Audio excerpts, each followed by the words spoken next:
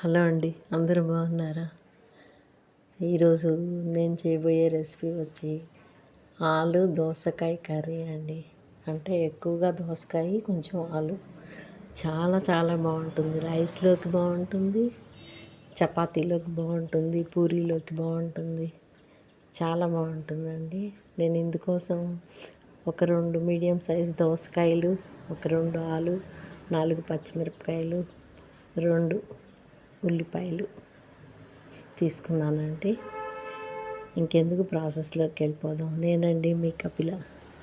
ఈ కూర పిల్లలు చాలా ఇష్టపడి నన్ను చేయమంటారండి. మా ఇంట్లో ఆలు దోసకాయ అంటే వాళ్ళకి చాలా ఇష్టం. అందుకే మీకు కూడా ఒకసారి చూపిద్దామని చేస్తున్నాను. ముందుగా ప్యాన్ పెట్టుకొని కొంచెం ఆయిల్ వేసి, ఈ ఆయిల్ నేను ఇక్కడ మా దగ్గరలోనే ఒక ఆర్గానిక్ షాప్ ఉందండి. వాళ్ళు కోల్డ్ ప్రెస్డ్ ఆయిల్స్ అమ్ముతారు. మన కళ్ళ ముందే వాళ్ళు పల్లీలు, నువ్వులు, కొబ్బరి ఇవన్నీ కూడా చేసిస్తారండి. చెక్కిగని ఆయిల్ అంటారు కదా, అది. ఇప్పుడు నేను ఆయిల్ వేడెక్కాక పోపు గింజలు వేసుకున్నానండి. కరివేపాకు అన్నీ వేసుకొని ఆనియన్స్ వేసానండి. ఆనియన్స్ కూడా కొంచెం పెద్ద ముక్కలే కట్ చేసుకున్నాను. ఆనియన్స్ కూడా వీటితో పాటు ఉడికితే చాలా బాగుంటాయండి. మరీ పేస్ట్ లాగా అయిపోకుండా బాగుంటాయి. అందుకే కొంచెం నేను ఆనియన్స్ కూరలో పెద్ద ముక్కలే వేస్తాను. తర్వాత వెంటనే ఆలు కూడా వేసానండి. ఆలు కూడా సేమ్ సైజే వేసాను. ఇప్పుడు దోసకాయ ముక్కలు కూడా వేసేద్దామండి. వేసి కొంచెం ఉప్పు, పసుపు వేసేసి మూత పెట్టేస్తే చిన్న ఫ్లేమ్ అంటే మీడియం ఫ్లేమ్లో పెట్టేసామనుకోండి, చక్కగా మగ్గుతాయి అన్నమాట. చాలా చాలా టేస్టీగా ఉంటుందండి ఈ కూర. కొంతమంది దోసకాయ అంటారు, కానీ దోసకాయే చాలా టేస్టీగా ఉంటుంది. దీంట్లో మనం టమాటా కూడా వేసుకోవచ్చండి, ఎక్కువ పులుపు కావాలనుకున్న వాళ్ళు. కానీ దోసకాయే కొంచెం పుల్లగా అనిపించింది, అందుకని నేను టమాటా వేయట్లేదు. ఇప్పుడు అంతేనండి. కొంచెం ఉప్పు, పసుపు, టేస్ట్కి సరిపడా సాల్ట్ వేసేసి మూత పెట్టేద్దాము. అదే నెమ్మదిగా మగ్గుద్దండి. ఇంకా మనం వేరే పని కూడా చూసుకోవచ్చు. ఒక 4-5 మినిట్స్ పడుతుందండి ఇది మగ్గడానికి, ఎందుకంటే ఆలు కూడా వేసాం కదా, అందుకోసం. మూత పెట్టేద్దామండి. ఇంకా కలిపేసి ఈ కూర మీరు చేశారంటే ఇంకా ఫ్రీక్వెంట్గా చేసుకుంటారండి. కొంతమంది దోసకాయ అవాయిడ్ చేస్తారు, కానీ చాలా బాగుంటుందండి. మా పిల్లల దగ్గరికి వెళ్ళినప్పుడల్లా ఈ కర్రీ ఒకసారైనా చేయించుకుంటారు వాళ్ళు. వాళ్ళకి అంత ఇష్టం అన్నమాట.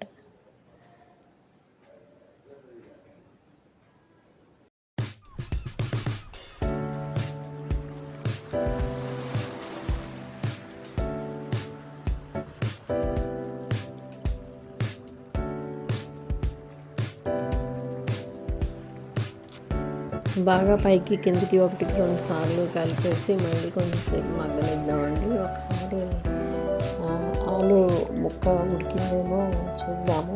ముక్క మెత్తపడుద్దండి చక్కగా. కాకపోతే కొంచెం టైం పట్టుద్ది కదా, ఒకసారి చూద్దాం ఆలు ముక్క ఏమన్నా మెత్తపడిందేమో.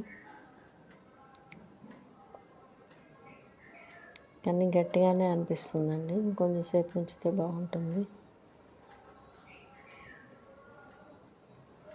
దీంట్లోకండి మంచి ఫ్లేవర్ రావటానికి నేను కొంచెం వెల్లుల్లి కూడా వేస్తానండి. పైన కచ్చపచ్చగా వెల్లుల్లి దంచి. ముక్క ఇంకా కొంచెం గట్టిగానే ఉందండి. ఇంకొంచెం సేపు ఉంచితే సరిపోతుంది. ఇంకొక 2 నిమిషాలు ఉంచితే మగ్గిపోతుందండి.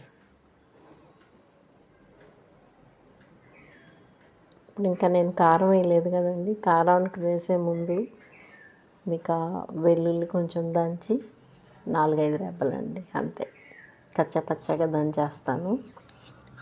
ఆ ఫ్లేవర్ మాత్రం దీనికి చాలా బాగుంటుందండి. వెల్లుల్లి ఫ్లేవర్ అందరికీ నచ్చుద్ది. అందులో వెల్లుల్లి మంచిది కదండి, హార్ట్కి కూడా చాలా మంచిదని చెప్తుంటారు. ఎక్కువ వెల్లుల్లి బాగానే వాడతామండి మేము. వెల్లుల్లి కారం ఎక్కువ వాడతాను. బాగా అనిపిస్తుంది ఆ టేస్ట్, ఫ్లేవర్ కూడా. వెల్లుల్లి వేసి కలిపేసానండి. కలిపేసి ఇప్పుడు పైన కొంచెం కారం వేసేసాను అనుకోండి. కారం వేసి ఒక 2 మినిట్స్ ఆగి దాన్ని స్టవ్ ఆఫ్ చేసేయచ్చండి. ఇప్పుడు ముక్క ఉడికిపోయిందండి.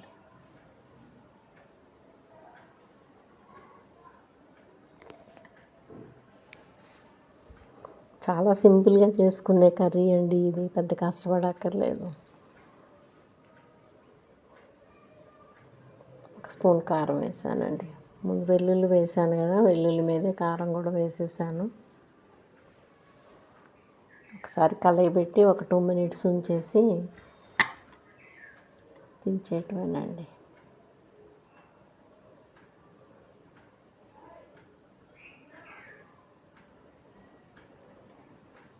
దీంట్లో పైన కొంచెం కొత్తిమీర చల్లుకుంటానండి, ఆ ఫ్లేవర్ కూడా చాలా బాగా అనిపిస్తుంది.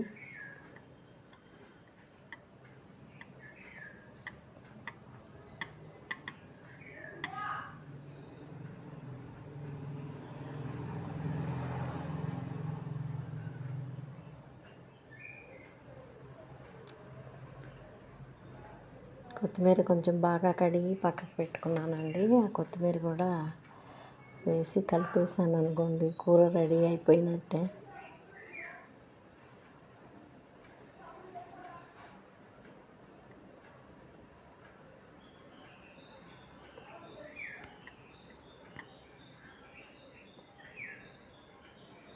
అంతేనండి, బంగాళదుంప దోసకాయ కూర రెడీ అయిపోయింది. ఇంకా నెక్స్ట్ తింటామేనండి. చాలా టేస్టీగా ఉంది.